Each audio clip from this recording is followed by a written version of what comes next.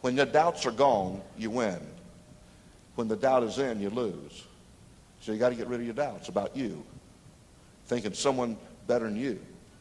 When you think someone's better than you, you just lost. God said, I'm no respecter of persons.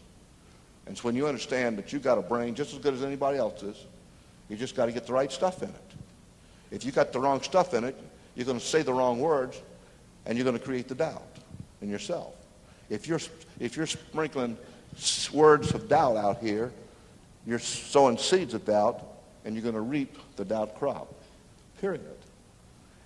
This is where all the power comes from, is your mouth. See, when you create power and authority with your words, everything falls into place. All obstacles are overcome. Everything. There's nothing you can't do, but you can dream if you can just believe. Mark 11:22-24 says, if you don't doubt, if you believe, and if you have faith, those three things, faith. Whosoever can ask for whatsoever. And it's a done deal. It's absolute. See, it's just a matter of using the authority that God gave you and power that he gave you in your everyday, absolutely everyday life. And take what comes and roll with the punches, because you know you're always going to win. One of the greatest things you'll ever do is be the person that others love to be around, because you encourage them to win, because you're uplifting them and encouraging them, because you really believe you win, and you really believe they can too. And you see, when I hear people speak failure, it really bothers me. And if I don't believe that they'll change, I want to get away from them as fast as I can, because I don't want to catch their disease. What does God say about a man in here? He said, he shall provide for, these are the exact words, he shall provide for and fill every need of the family. Now you see, in my particular case, I absolutely own my wife. I have for 42 years. I bought her, she's mine, lock, stock, and barrel. She doesn't belong to anybody else, she belongs to me. She's my property. Now that's far different from what you read in the newspapers. It's far different from what you hear on television. It's far different when you hear these talking heads on TV talk about women. But my wife's happy because she's owned by me. I bought her, I paid $2 for her. When I paid for the marriage license. Now the problem is, she owns me, lock, stock, and barrel. Amen? No other woman does on earth. Certainly no man.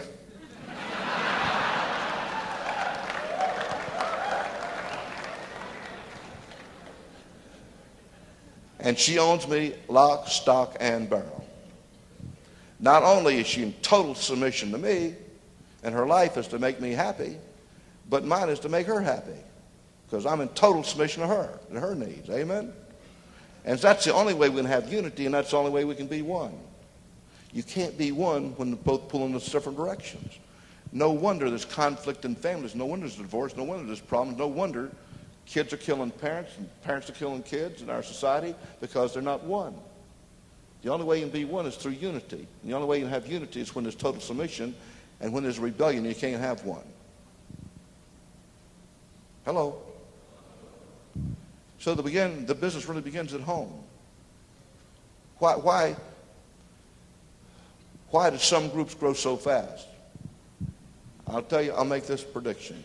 The groups that have the least marriage problems, divorces, etc., children problems, are going to be the ones that are growing fastest, because home's solid.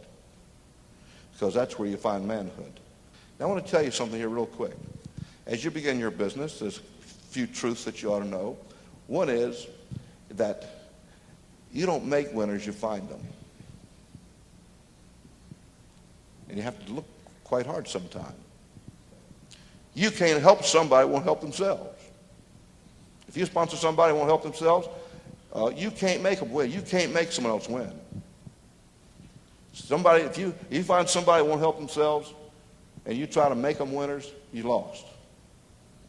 You're looking for people that choose to win, and they choose it by paying the price on a regular, consistent basis. And that's by having people that become believers. Now,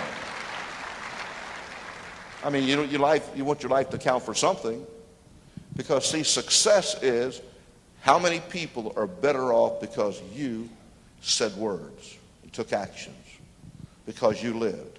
Success is what you said that created something happening where people benefit.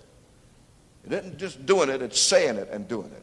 It's where your words and your actions are in agreement with each other and coincide with each other. That you speak the future in the present, being the architect today of your life tomorrow, that you speak that into being, and that your actions, daily actions, are in agreement with your words. So your words and your actions are always complementing each other, not in deference to each other. Making sense to any of you yet?